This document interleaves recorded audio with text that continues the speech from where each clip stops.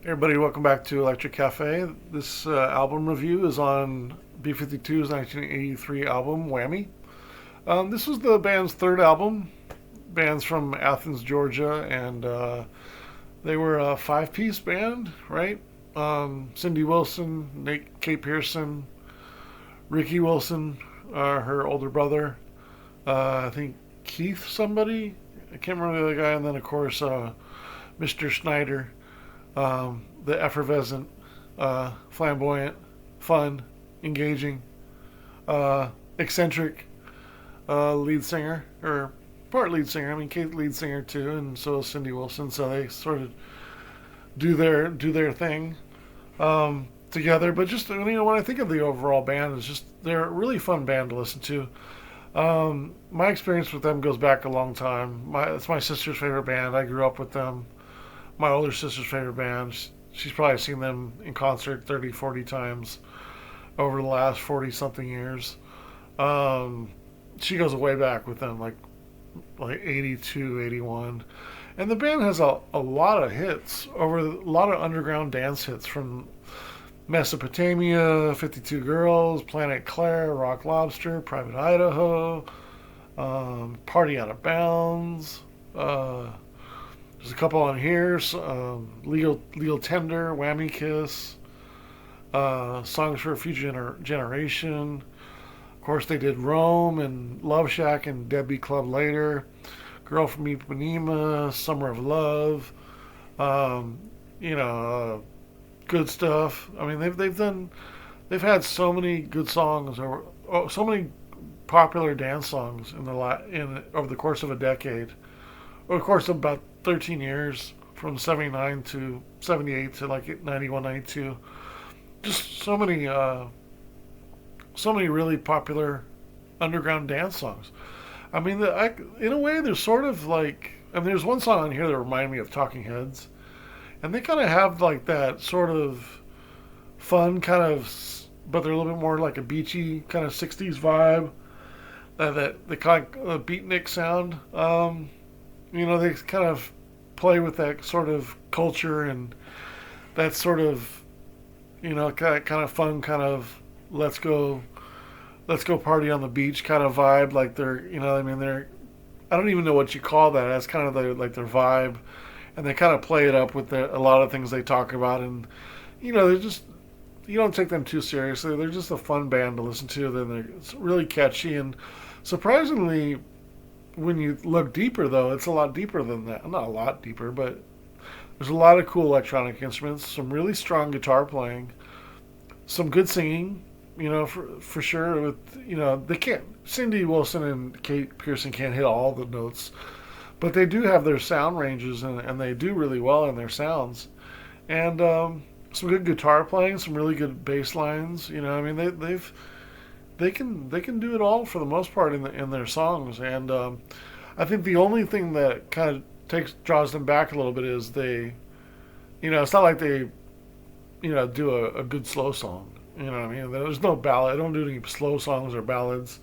Um, I think of like, here's Cosmic Thing. There's a few songs on here I really like that aren't popular, like Topaz and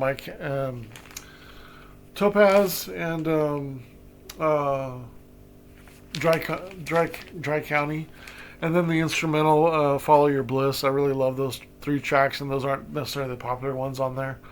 I do like Deadbeat Club more so than Rome or Love Shack, but because it's kind of on the smoother. But Follow My Bliss is kind of like one that often finds itself on like a Balearic kind of strange kind of list of music that I'll do when doing some DJ sets or mix sets, just trying to create like an ambiance. Like Follow Your Bliss always works really well. It's an underrated little 3.5 minute little jam.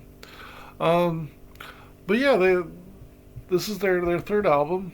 Of course, unfortunately their guitar player Ricky Wilson died. A couple years after this album, and then they sort of didn't tour that album and almost got dropped from their label and sort of went to a different label and had huge success with Cosmic Thing. So, hats off to them for persevering and going through all that and kind of having their greatest success after that, and then being able to make a career out of it even further and tour for the next 30 years like they have been. They just kind of, um, they definitely belong in the Rock and Roll Hall of Fame. Like it's a band that's kind of like teetering on that edge, but I think they would be a nice fit into that. I think I think they did as much for music as maybe even Talking Heads. Um, they kind of sound. There's some songs in here that's this particular album. They have that upbeat sound. It kind of reminds me of sort of the upbeat sounds of like Talking Heads sometimes. Um, but they are certainly one of the most creative bands to come out of the '70s. Um, the good about this album too is also is a surprising amount of cleverness and funk and melody in their songs, and of course party music. But they always have unique sounds in there as well, unique instruments. Unique backing sounds. If it's not some odd zap sounds or spacey sounds or just interesting stuff that kind of goes along with the lyrics that they're talking about, are always kind of creative and clever and kind of unique, and they're just a fun band to listen to, and I think that's why my brother-in-law and my sister, they go see them so much. In fact, they saw them on um, their farewell tour last year in Vegas, and they're just a fun, carefree band to go see live, and just a lot of good energy and yeah, fun. Yes, we're gonna go for the songs real quick, and then pretty much already went through the album, but I'll do my last thoughts on that. But the album really starts off strong. The first three songs are the best, really. Um, Legal Tender, 3 3/4 stars. This is probably almost the most new wave they ever got. This song here, in some ways, the bass line's really cool. Um, Keyboard and guitar sounds are all really cool on this song. Um, it's one of my favorite earlier songs. It's my favorite song on this album, 3 3/4. Whammy Kiss is pretty strong too, 2 3/4. Funky, nice groove.